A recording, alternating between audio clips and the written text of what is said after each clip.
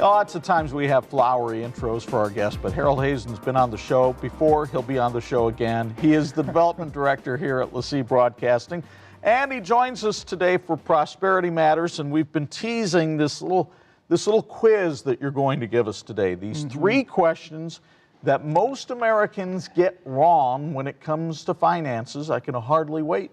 Yeah. Actually, this is something we did maybe a year or so ago, and we got such good response to it from people. I thought, well, let's repeat it and see if anybody's learned anything. Because see if anybody was paying attention the first time. Because, you know, seriously, our retirement, and I talk a lot about our retirement and preparing for it and what we ought to be thinking about, because every day, 10,000 people turn 65. We're living longer. You may have to have a nest egg that'll last you 20 years, 25 years, or even longer. True. So we ought to be preparing for that. Now, some people tell me when I talk to them on the phone, they say, well, you know, we trust in God, and God is going to take care of us, and God will take care of me. But there's also a lot in the Bible about the fact that we have to be good stewards of the resources that He's already given us. Now, some He's given more, some He's given less. The Parable of Talents talks all about that. And it's how we care for those resources which will indicate to God where our faith is and how much He can take care of us when we get into those later years in life. And so that's what these questions have to do with, helping us to understand some very basic things about how we care for the resources we have, and we don't squander away what God has given to us. That's what good stewardship is all about. All right, I deliberately did not look at these questions ahead of time. I didn't want to be accused of cheating on the test. Okay. So, Professor Hazen, the floor is yours. All Question right. number one. Let's put the questions up on the screen so our folks can go along with us. But if you have $100 in a savings account and it's earning 2%, after 5 years, you will have more than $102, exactly $102, or less than $102. Well, I imagine the temptation is to say exactly $102, but I know interest compounds, so I'm going to go with A, more than $102. And you got it right, because that's exactly right. It's unbelievable that more than 80% of a group of people got that one wrong. Well, except you see the figure up there, 2%, and let's face it, most of us don't like math. Yeah. So we don't think about it that way. All right, so I'm 1 for 1. Let's take a look at question number 2. Second question has to do with if you have $100 in a savings account and it's earning 2%, and inflation is 3%. At the end of 1 year, you can buy more than today, exactly the same as you could today, or less than today. Well, I know that interest is compounding, but I imagine inflation is compounding too. I mean, I know that I'm not the smartest guy around, but 3% is more than 2%, so I'm going to say inflation wins and I can buy less than today.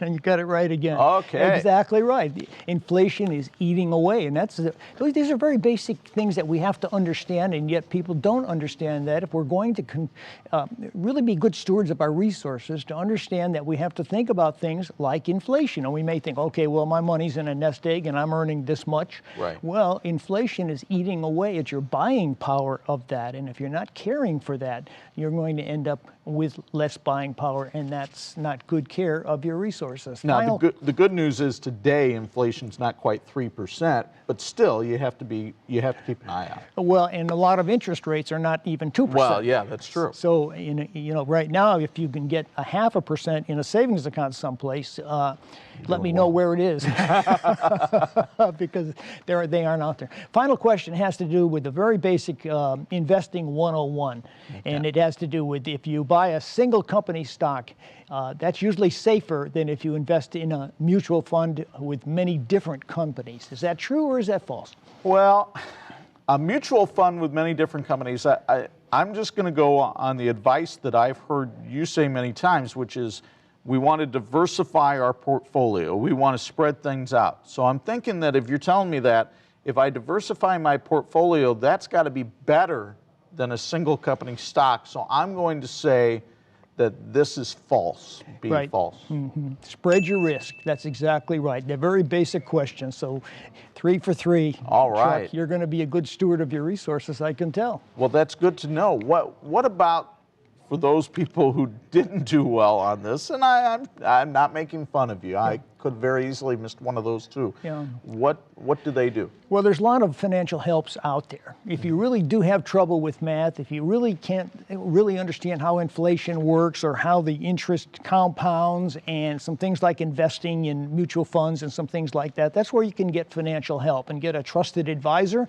that will help you to understand those things. Or you can go online. There is just a myriad of resources out there online. If you're astute on the internet, you can look up all kinds of helps that can help you.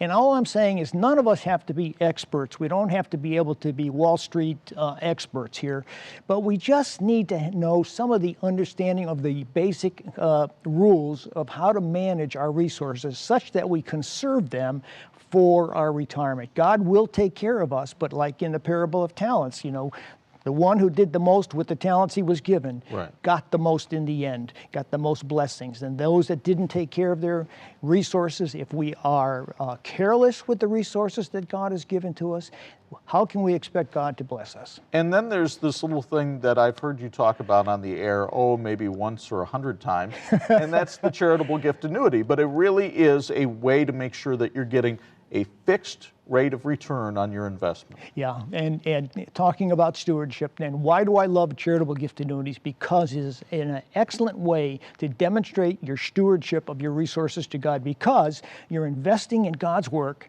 number one, and that's going to make God smile anytime you do that. But number two, you are getting a fixed return on your money for the rest of your life that won't change. So you're taking care of God's work on one side and you're taking care of yourself. Not everyone qualifies, but we invite people to find out if you qualify. The way they have to do that is they have to call us or go online. If they call us, we're not going to send them a wad of information right off the bat that doesn't apply. We're going to ask you a couple of questions because we want to make you a specific illustration that works in your life. One of those things we need to know is your date of birth.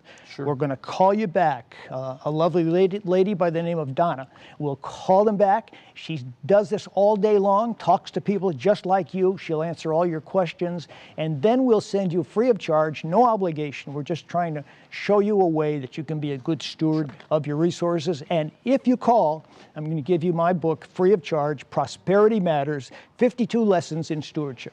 All right, there you go. So the number is right there on your screen, 866-224-2087.